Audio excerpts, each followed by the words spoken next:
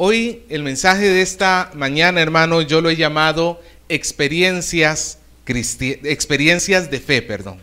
Experiencias de fe. Y es que hay que hacernos una pregunta, hermano. En el cristianismo, ¿las experiencias son válidas o no son válidas? Perdón, ahí está la pregunta. ¿Son válidas o no son válidas? Pues la respuesta es, depende de dónde las pongamos. Porque, por ejemplo, no falta alguna persona en una congregación que diga, hoy la alabanza no estuvo buena. ¿Por qué no estuvo buena, hermano? Porque no sentí bonito acá. Esta persona lo que está diciendo es que como no tuvo cierta experiencia emocional, entonces pues ahí no estuvo el Espíritu Santo, ahí no estuvo la presencia de Dios, o de repente el otro dice, hoy la prédica estuvo fenomenal, buenísima. ¿Por qué? Porque el pastor se contó unos chistes.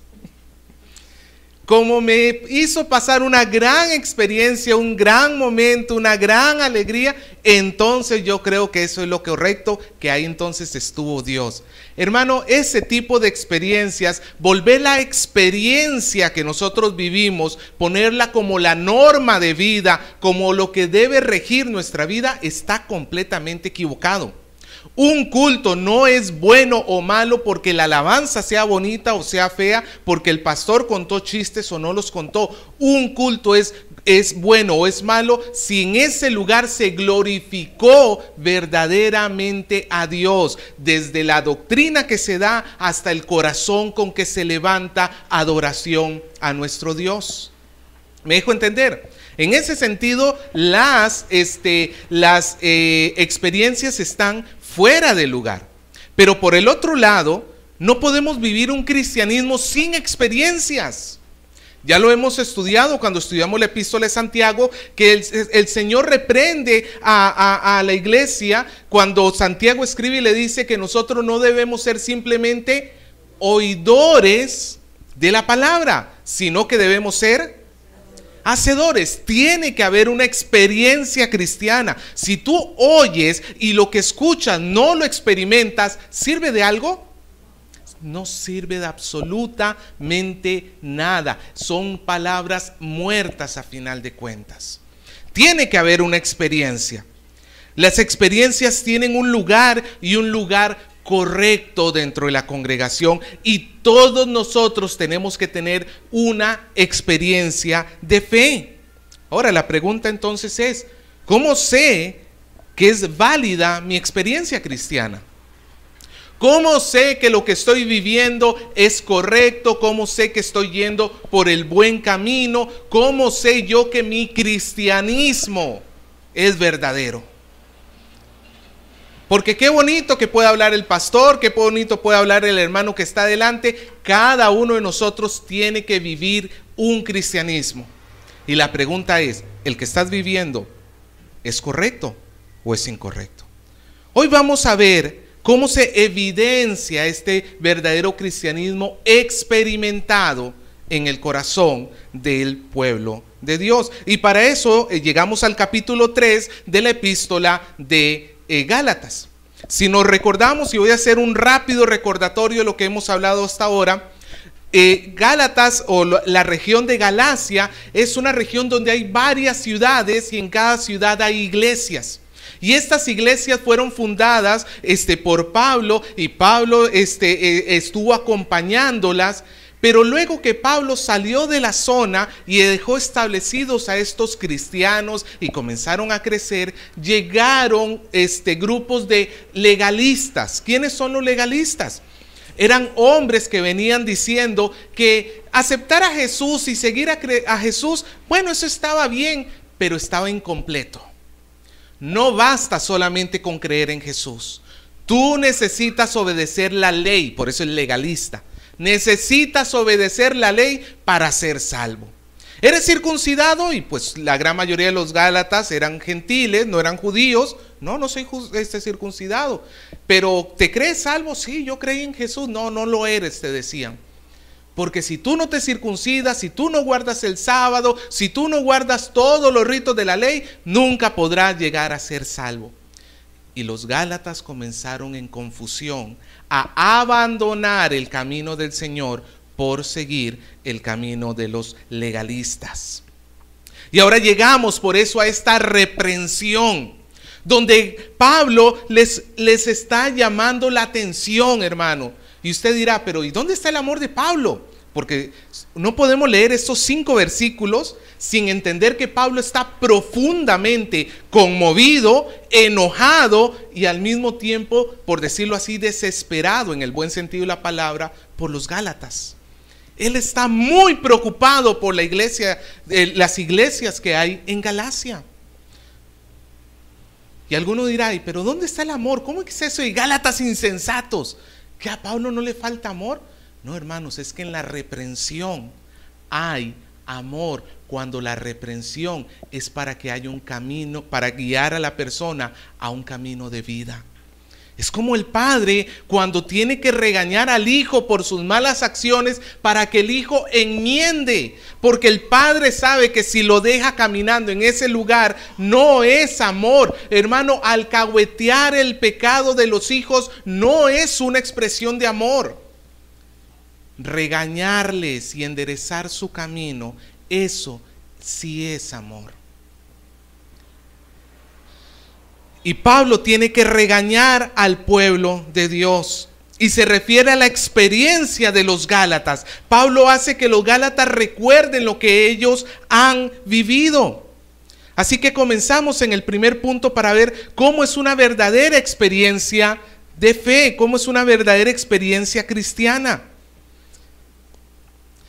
En primer lugar, la verdadera experiencia cristiana es la fe. Versículo 1. Pablo comienza diciendo: oh Gálatas insensatos. Si usted buscó esto durante la semana, los dejé para que lo buscaran en otras versiones de la Biblia. Hay otras versiones que no traducen como insensato. ¿Alguien encontró otra forma que lo traduce? Tonto, por ejemplo. Es bien fuerte. ¿Qué más? Torpes. Incluso hay alguna versión que dice: oh Gálatas estúpidos. Ahora, Pablo estaba insultando. Pablo, ¿qué pasó con el Espíritu de Dios? Vamos a entender lo que Pablo está diciendo acá. Pablo lo que está diciendo es: ustedes están haciendo algo torpe, ustedes están cometiendo un grave error. ¿Y cuál era ese grave error que estaban cometiendo los Gálatas? Sigue diciendo en el versículo 1: ¿quién os fascinó para no obedecer a la verdad? Esta palabra fascinar, que en español tiene un sentido bastante positivo, ¿no es cierto? Uy, estoy fascinado de la sabiduría que tiene fulano de tal. Es como un maravillarse, ¿no es cierto? Pero en el sentido positivo. Pero la palabra aquí, fascinó, tiene que ver con hechizar a una persona, con embrujar a una persona. Tiene que ver con que una persona, ¿usted ha visto esas caricaturas cuando está el flautista y está la serpiente y el flautista comienza a tocar la flauta? ¿Y qué hace la serpiente? Comienza a bailar al son de la música. O la historia del flautista de, no me acuerdo de dónde, exactamente, que cuando él tocaba la flauta, ¿qué sucedía? Todos los ratoncitos, eran los ratoncitos, ¿no es cierto? Todos los ratoncitos le seguían al son de su melodía. En ese sentido, Pablo está diciendo que los Gálatas habían sido hechizados. No es un hechizo en el sentido literal de la palabra, porque ciertamente, hermanos, a los hijos de Dios, el maligno no los puede tocar. Estaban siendo engañados, exactamente. Era como esos ratoncitos que cuando comenzaron a escuchar la flauta, sin entender, sin ponerse a razonar, sin ponerse a pensar si era bueno o si era malo, se fueron bobamente detrás del que tocaba la flauta. ¿Quién os fascinó? Es una referencia a los legalistas. Los legalistas habían llegado a decir: no, ustedes necesitan seguir la ley. Y estos Gálatas, sin ponerse a pensar en las repercusiones de lo que estaban escuchando, simplemente le dieron la espalda al verdadero evangelio y comenzaron a seguir a los legalistas. Estos habían sido fascinados para no obedecer la ley. Ahí está la experiencia que tenían los Gálatas. ¿Qué tenía que hacer los Gálatas con la ley? Con la verdad. La ley es verdad, dicho sea de paso. ¿Qué tenía que hacer los Gálatas con la verdad? Obedecerla. Pero por el hechizo, por las palabras dulces y rimbombantes y aquellas suaves palabras que sonaban muy bonito al oído de parte de los legalistas, los Gálatas le habían dado la espalda a la ley. Queriendo seguir la ley, le dieron la espalda a la ley, porque el objetivo de la ley es guiarnos a Cristo. Los Gálatas comenzaron a desobedecer la verdad. Y ahora esto es peor todavía, porque los Gálatas no eran cualquiera, no eran ignorantes, no eran personas que no sabían. Escuche lo que sigue diciendo el versículo 1. A vosotros, a ustedes Gálatas, ante cuyos ojos Jesucristo fue ya claramente, sería el sentido ahí, ante cuyos ojos Jesucristo ya fue presentado claramente entre vosotros como crucificado. La expresión que utiliza aquí Pablo se refería a unos anuncios que se ponían a lo largo de las ciudades cuando se quería publicar alguna cosa. Por ejemplo, un decreto real, se preparaban anuncios y se pegaban en todo lugar, en todo el sitio de la ciudad, para que todo el mundo estuviese enterado. Si el rey, por ejemplo, el emperador romano decía algo, se mandaba a publicar de tal manera que esa noticia fuese claramente expuesta, porque nadie puede alegar desconocimiento de la ley. Es como nosotros, cuando usted se quiere enterar de algo, ¿a dónde va? Ahora tenemos el accidente de Pasamayo, ¿no es cierto? De repente usted llegó a alguien y le dijo, oye, ¿te enteraste de lo que sucedió en el Serpentín? Ah, no sabía, sí, que se cayó un autobús. Inmediatamente salimos corriendo, ¿a dónde para enterarnos? Al periódico, ya sea por internet o al noticiero. El asunto es que esas son publicaciones. Se hacen públicas las noticias para que todo el mundo las conozca, se enteren. No haya justificación de, yo no sabía, yo no sé, pues, nunca había escuchado, no. Pablo dice que ante los Gálatas, Jesucristo ya fue claramente crucificado. Es como, por decirlo así, la enseñanza de Pablo y de los apóstoles acerca de Jesús fue tan clara, que es como si los mismos Gálatas hubieran estado al pie de la cruz viendo al Señor crucificado.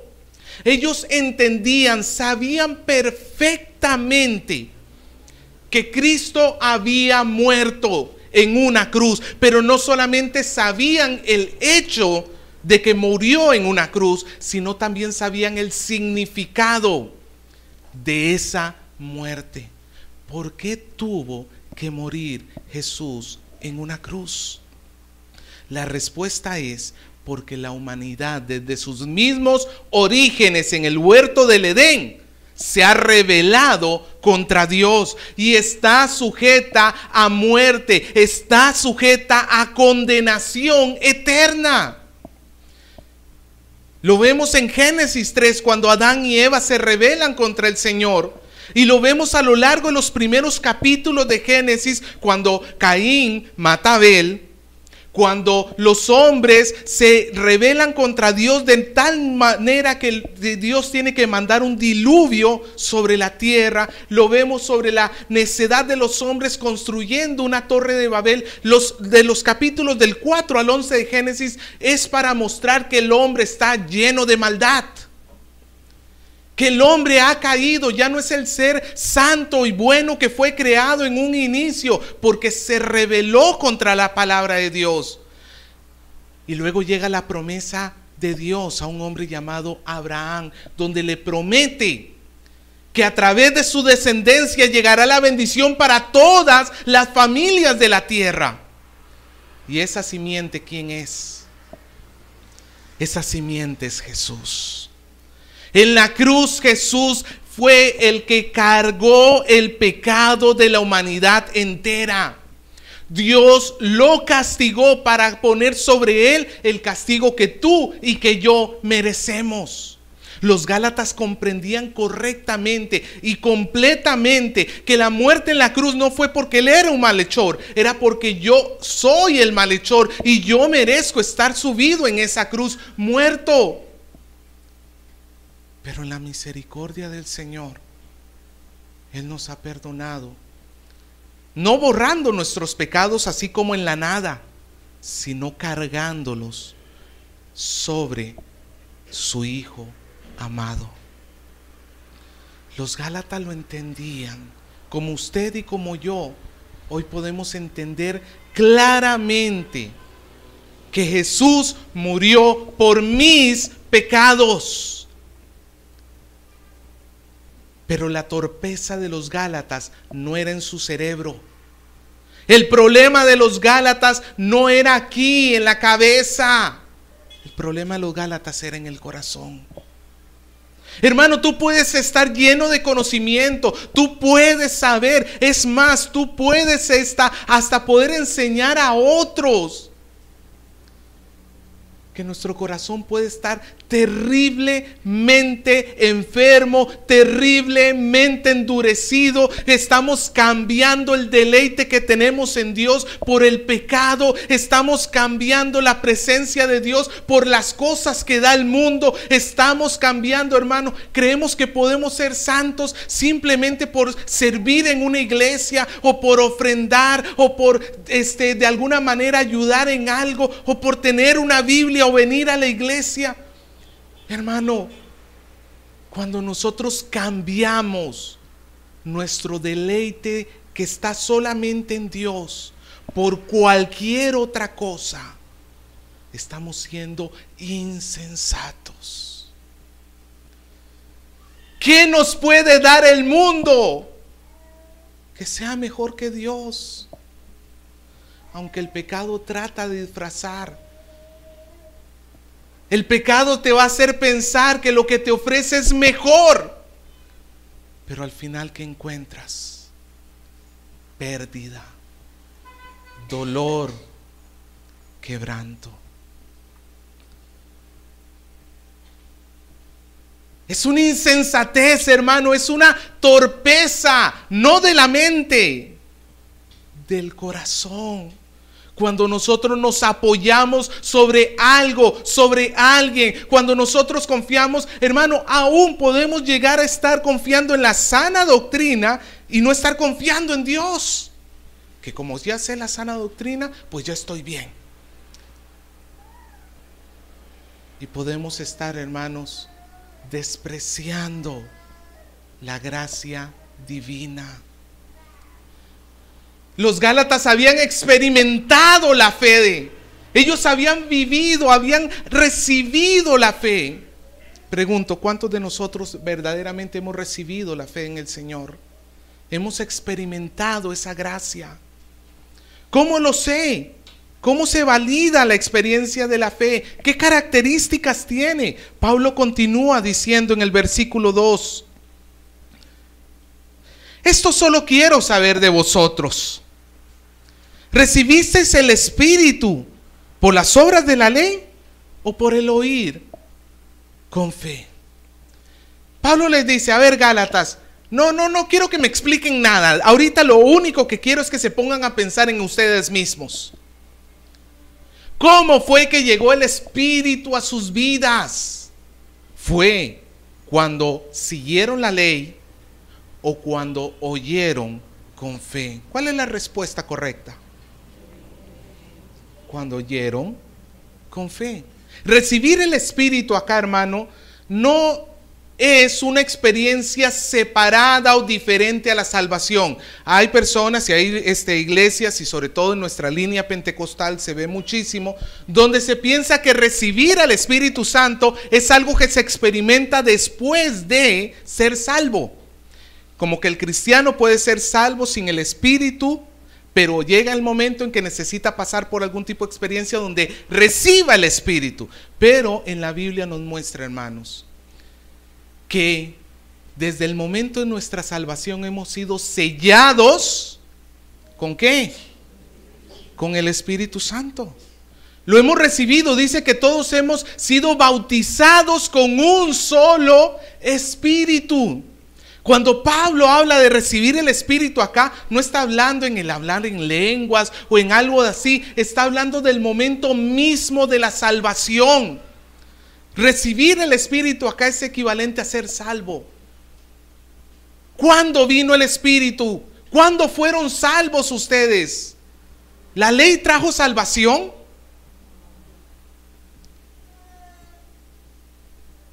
Solamente, hermano, el Espíritu puede llegar a la vida de un hombre cuando escucha por fe el Evangelio. Porque el Espíritu es gracia de Dios para su pueblo. No es una deuda. Si el Espíritu viniera porque nosotros obedecimos la ley, significa que Dios está en deuda conmigo. Yo hice mi parte, Señor, ahora tú me debes tu Espíritu, dame de tu Espíritu. Y eso no funciona así. Eso no funciona así, porque el Espíritu es Espíritu de gracia.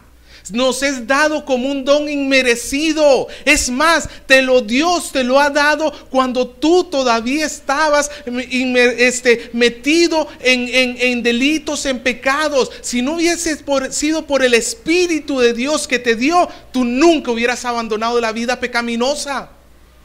Porque el que da convicción de pecado, ¿quién es? Es el Espíritu Santo.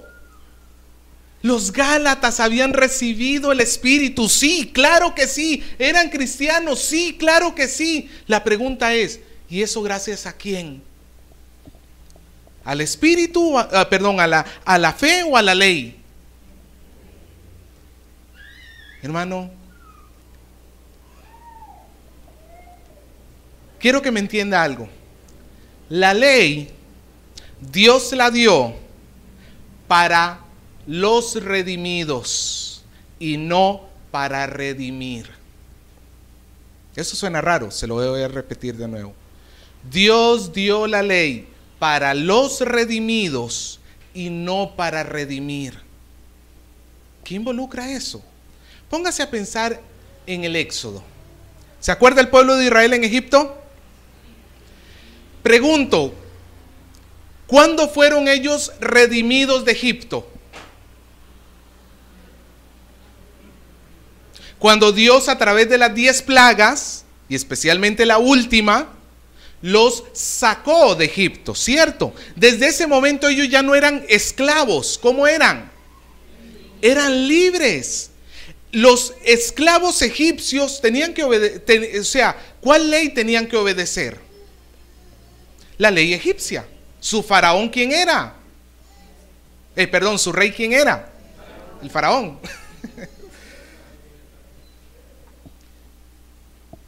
Pero cuando Dios los saca, es porque Dios se está constituyendo ahora el rey de ellos. Israel es una teocracia, o bueno, era una teocracia, donde Dios es el rey. Como Faraón gobernaba sobre Egipto, Dios gobierna sobre Israel. Y ahora que el Señor los ha liberado del pueblo de Egipto, ellos van caminando por el desierto. ¿Y a dónde llegan? Al monte Sinaí. ¿Y qué reciben en el monte Sinaí? Ahí recién llega la ley para ellos. Una vez que el Señor los había redimido, ahora les entrega la ley. El Señor no les entregó la ley en Egipto diciéndoles, tomen, cumplan esta ley, y si la cumplen van a poder salir de Egipto. Que eso es lo que el sistema legalista quiere decir. Si tú obedeces a la ley vas a ser redimido por Dios. No, hermano, la ley llega luego de que tú eres redimido, porque antes tu obediencia no estaba en Dios. ¿Tu obediencia dónde estaba? Dice que éramos esclavos del pecado. ¿Me dejo entender, hermano? Es la ley lo que Dios espera que los redimidos hagan, que experimenten. Y el Espíritu que Dios nos da la capacidad de ahora sí cumplir con la ley de Dios. Antes yo nada más pensaba en mí mismo, aunque todavía muchas veces fallo. Pero por lo menos ahora tengo el deseo, el anhelo, y me duele cuando no lo hago, por obedecer a Dios. Porque eso es fruto del Espíritu en la vida del hombre. Mira, hermano, si tú te llamas cristiano, si tú asistes a una iglesia, si tú constantemente quieres vivir y te proclamas a ti mismo cristiano, y por lo menos no hay un intento constante de estarle obedeciendo al Señor, sinceramente, pon en duda tu cristianismo, pon en duda tu libertad. Porque los redimidos de Dios, es cierto, no son perfectos, pero van creciendo. Es lo que Pablo sigue diciendo. Mira en el versículo 5 cómo se repite la misma pregunta. Aquel pues que suministra el Espíritu, aquel que les dio el Espíritu, igual que en el versículo 2, pero también añade, y hace maravillas entre vosotros. ¿Qué más habían experimentado los Gálatas aparte de recibir el Espíritu? Dios también había hecho maravillas entre ellos. En Hechos 14, por ejemplo, se dice que había un cojo en la ciudad de Listra, del cual Pablo lo toma y lo levanta, y el cojo queda completamente sano. A tal punto fue esa maravilla que Dios hizo en medio de Listra, que comenzaron a decir que Pablo y Bernabé eran dioses. Obviamente Pablo y Bernabé no aceptaron tal cosa, pero fue notorio. Ahora, ¿por qué se hicieron ese tipo de milagros en el libro de los Hechos? Porque era necesario confirmar que los que estaban hablando en nombre de Dios fueran verdaderamente enviados por Dios. Ellos no tenían la Biblia como nosotros la tenemos hoy. No existía el Nuevo Testamento, se estaba escribiendo. Muchos de los libros de la Biblia todavía del Nuevo Testamento no estaban escritos en ese momento. Pero Dios utilizó las señales y los prodigios para mostrar que aquel hombre que estaba hablando venía hablando de parte de Dios. Ahora, ese tipo de milagros para nosotros ya no los necesitamos para comprobar a los mensajeros, porque la Biblia ya la tenemos. Tenemos que ver que el mensaje que escuche yo esté conforme a lo que está escrito.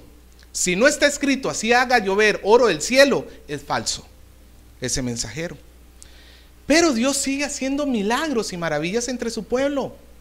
Ahora, cuando yo le digo milagros y maravillas, de repente usted piensa en un cojo que sana, en un muerto que resucita. Vaya al capítulo 5 y vea el mayor milagro que Dios hace, la mayor maravilla que Dios hace en medio de su iglesia. Capítulo 5, versículo 19.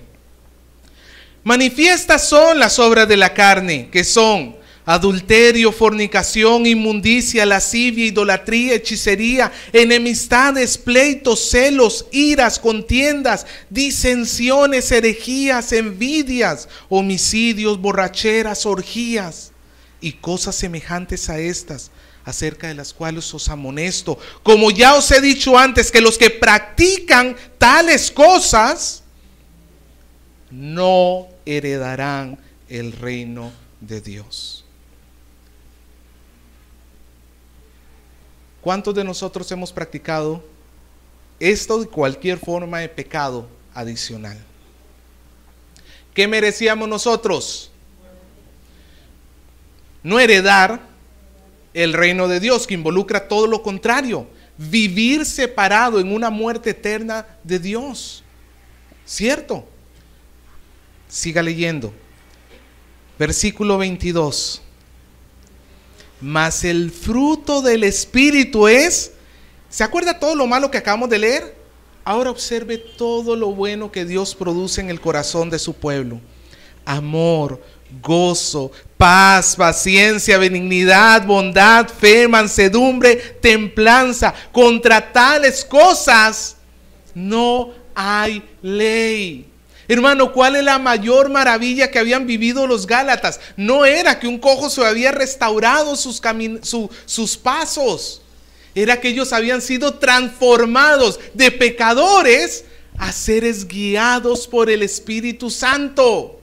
Eso es lo que valida si tu cristianismo y mi cristianismo es correcto. Que estemos siendo guiados hacia este fruto del Espíritu, hacia la verdad, hacia una vida de santidad. Por eso Pablo sigue diciendo en el versículo 3, regresemos a Gálatas 3:3. Pablo dice: tan necios sois, o eso es pregunta, tan necios sois, habiendo comenzado por el Espíritu, ¿ahora vais a acabar en la carne? Nosotros utilizamos este texto cuando hablamos de una persona que se fue al mundo, ¿no es cierto? Vemos a un cristiano o uno que se llamaba cristiano en la iglesia y de repente ya no viene. Y hermanito, y el hermanito tal, ¿qué sucedió con él? Ay, hermano, se fue al mundo. Y entonces alguien dice: sí, habiendo comenzado por el Espíritu, acabó en la carne. Y la carne, como diciendo, en el mundo. El sentido de este versículo no es ese exactamente. Aunque ciertamente esta persona comenzó por el Espíritu y terminó por la carne. El sentido de este versículo, la palabra acabar, no tiene que ver con dónde terminaste. Comenzaste muy espiritual, pero terminaste bien mundano. No, tiene que ver con la perfección. Tiene que ver con el crecimiento y con la madurez de una persona. Recuerde que los legalistas decían: si tú puedes haber aceptado a Cristo, pero a menos de que sigas la ley, eso no te sirve de nada. Y seguir la ley involucraba, por ejemplo, mutilar la carne, la circuncisión, poner la confianza en los ritos que yo podía hacer. ¿Me dejo entender? Entonces lo que Pablo está diciendo acá es: ustedes creen que a través de los ritos y todas las cosas que conlleva la ley, ustedes van a poder perfeccionar lo que el Espíritu ha empezado a hacer. Ustedes comenzaron con el Espíritu, oyeron con fe, pero ahora piensan que para poder llegar a ser buenos cristianos, buenos creyentes, para poder entrar al reino de Dios, necesitan recurrir a las cosas de la carne, a los rituales de la ley. Y Pablo dice: eso es una gran necedad.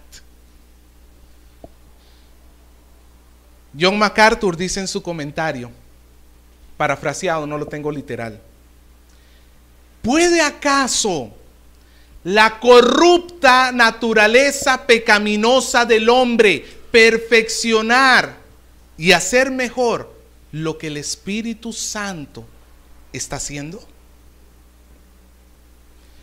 Hermano, nada de los deleites de este mundo pueden cambiar ni mejorar la experiencia cristiana verdadera.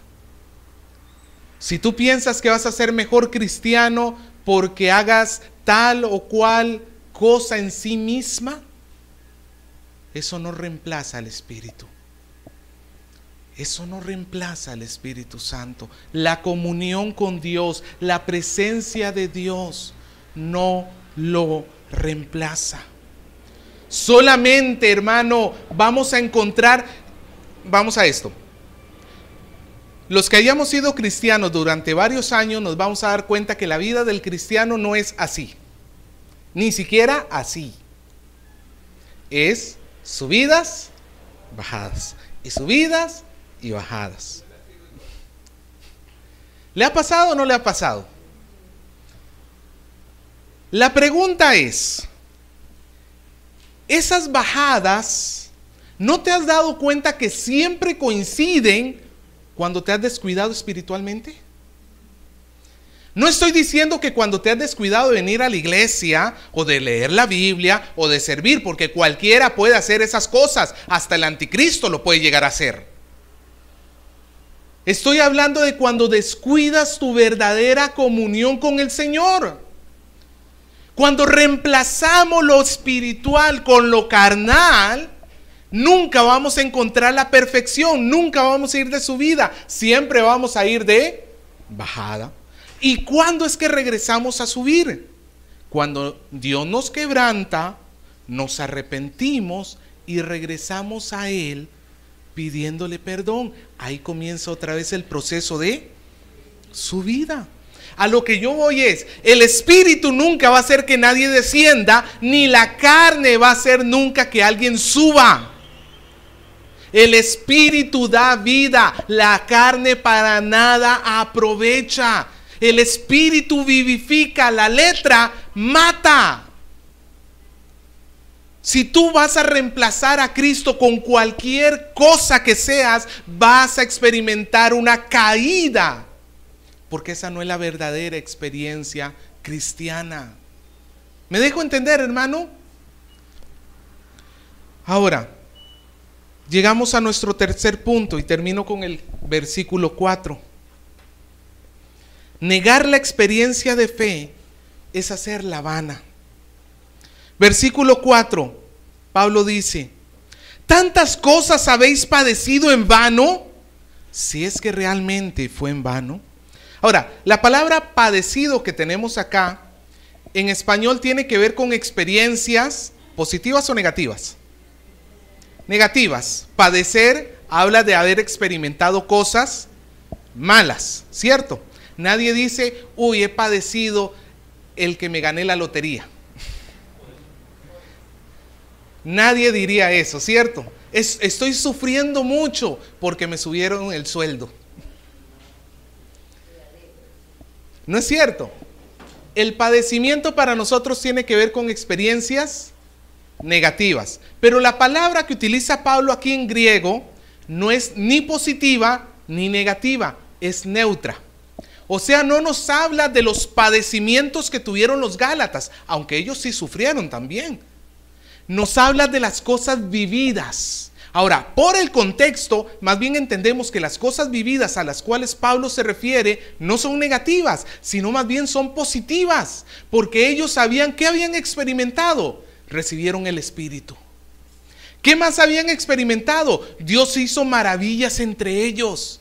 ¿Qué más habían experimentado? La perfección. Habían comenzado por el Espíritu y estaban caminando, aunque torcieron el camino, pero estaban caminando hacia una perfección. Nos está hablando de cosas positivas. Pablo lo que está diciendo es, todo esto que ustedes han vivido, esta experiencia cristiana que ustedes han tenido, ¿va a ser en vano? ¿Tantas cosas habéis padecido en vano? Si es que realmente fue en vano, aquí vemos que Pablo tiene la esperanza que los Gálatas no se van a perder. Los Gálatas están extraviados, pero no están del todo perdidos. Todavía Pablo sabe que la reprensión y la verdad puede traerlos a la luz. Pero este versículo nos enseña algo, hermano, que si tú niegas la experiencia de fe verdadera, esa experiencia llega a ser vana. Pablo lo que está diciendo es, ¿tanto vivieron y para nada? Ahora alguno dirá, pastor, ¿entonces significa que puedo perder mi salvación? ¿Será que yo creyendo en Dios puedo llegar a extraviarme y perderme? No es en ese sentido. No es en ese sentido. Uno, porque los Gálatas todavía no se han perdido. Están caminando mal, pero todavía no ha llegado el fin de sus días. Y mientras haya vida, hay una esperanza. Pero por ejemplo, el libro de los Hebreos nos dice que aquellos que han degustado de la gracia de Dios. Degustado, ¿usted ha visto en un supermercado las degustadoras? ¿Qué es lo que te ofrecen? una previa del producto. Luego obviamente te venden el producto, pero lo que quieren es que primero degustes, pruebes un adelanto de lo que te espera si compras estas maravillosas salchichas y las preparas en tu casa. Y lo raro es que cuando uno las cocina en la casa no quedan iguales, pero bueno, ese es otro tema. Pero es un adelanto, un degustar.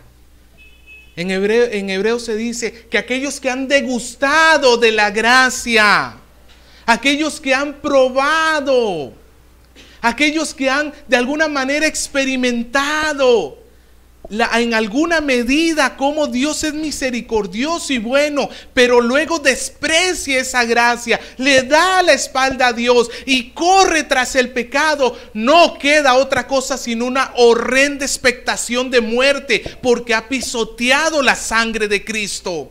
No nos está hablando de un cristiano que perdió la salvación, nos está hablando de uno que nunca fue cristiano, aunque aparentó serlo.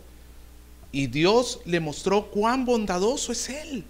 Pero nunca dejó de ser otra cosa que una puerca lavada que luego salió corriendo a su inmundicia de nuevo. Siempre fue puerca, nunca fue oveja. Y hermano, aquí se prenden las luces de alerta para todos. Porque si tú estás cambiando la verdadera vida de Dios por cualquier otra cosa, que tú creas que eso te va a traer felicidad y bendición, la experiencia que estás viviendo puede terminar siendo en vano. Una vez Pablo le estaba testificando al rey Agripa y le estaba diciendo y le estaba insistiendo, le estaba urgiendo que reconociera a Jesús. ¿Y sabe cuáles fueron las palabras del rey Agripa? Por poco, Pablo, me persuades. El rey Agripa ya no era ignorante. Como los Gálatas no eran ignorantes, ellos habían visto claramente a Jesús crucificado. Y como ustedes y yo, no somos ignorantes. Pero el rey Agripa le dijo, por poco me persuades para ser cristiano. En otras palabras, estuve cerca, sí. Me ha gustado, sí, qué bonito suena todo. Es más, hermano, entre más tiempo pases tú en una iglesia, Dios muestra sus misericordias. Aún sabiendo que no eres convertido, Dios muestra su misericordia. Pero su benignidad, su paciencia, no es para que tú sigas pensando que vas a poder vivir tu vida como te da la gana. Dios lo está haciendo para que te arrepientas. La paciencia y la longanimidad del Señor es para que tú te arrepientas, no para que pienses que puedes seguir haciendo lo mismo y lo mismo y lo mismo. Hermano, si tú no te arrepientes de verdad, si tú no le dices, Señor, me arrepiento de todo corazón de haber puesto cualquier otra cosa antes que ti, de ser tan necio, tan torpe, de agarrarte hasta cólera contigo mismo por tu propia necedad, por el corazón duro y necio que estás teniendo, si no llegas a quebrantarte verdaderamente, tú no sabes hasta dónde va a estar la misericordia de Dios disponible. Tú no lo sabes, porque lo que has vivido hasta ahora es el cielo comparado con el castigo que merecen aquellos que le dan la espalda al Señor. Si tú crees que en este mundo se sufre y estás pagando todas tus culpas, olvídate, aquí estás en el paraíso comparado con lo que viene a continuación. Deja de ser necio, deja de ser insensato, deja de ser una persona que se apoya en su propia prudencia. El Salmo 32.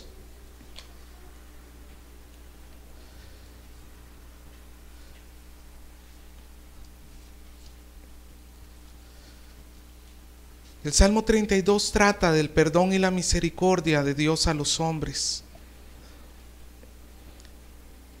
Mire el versículo 1. Bienaventurado aquel cuya transgresión ha sido perdonada y cubierto su pecado. Bienaventurado el hombre a quien Jehová no inculpa iniquidad y en cuyo espíritu no hay engaño.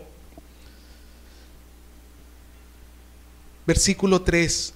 mientras callé, mientras no te confesé mi pecado, se envejecieron mis huesos en mi gemir todo el día. Porque de día y de noche se agravó sobre mí tu mano, se volvió mi verdor en sequedad desde verano.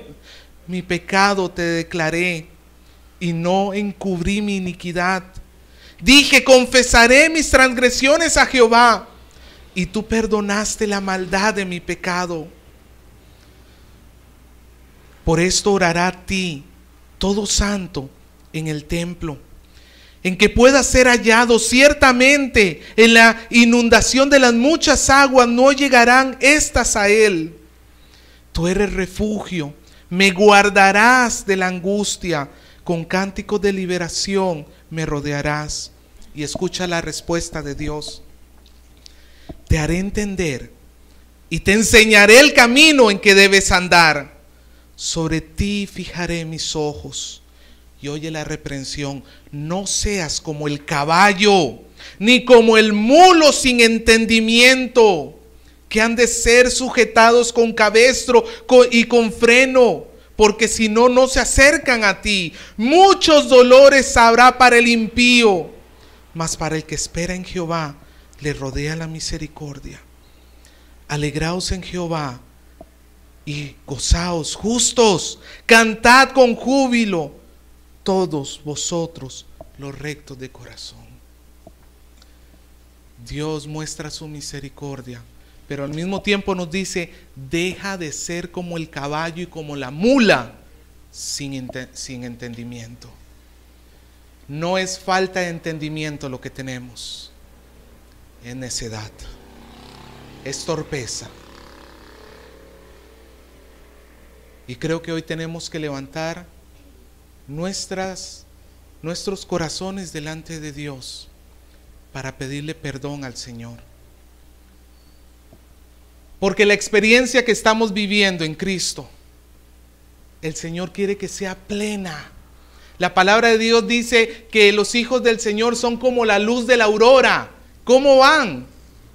En aumento hasta que el día es perfecto. Si tu vida espiritual no está yendo hacia arriba, no es por culpa del Espíritu de Dios, es porque te estás apoyando en tu carne.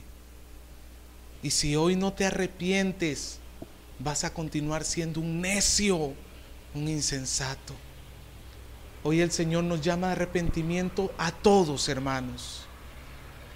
¿Cómo sé que mi experiencia cristiana es válida? Si estoy viendo el fruto del Espíritu en mi corazón. Si estoy viendo que el Señor me está llevando hacia una perfección. Pero si estoy trabado en un pecado, hoy es día de detenerme, pedirle perdón y regresar a las sendas antiguas para que el Señor me ayude a cambiar.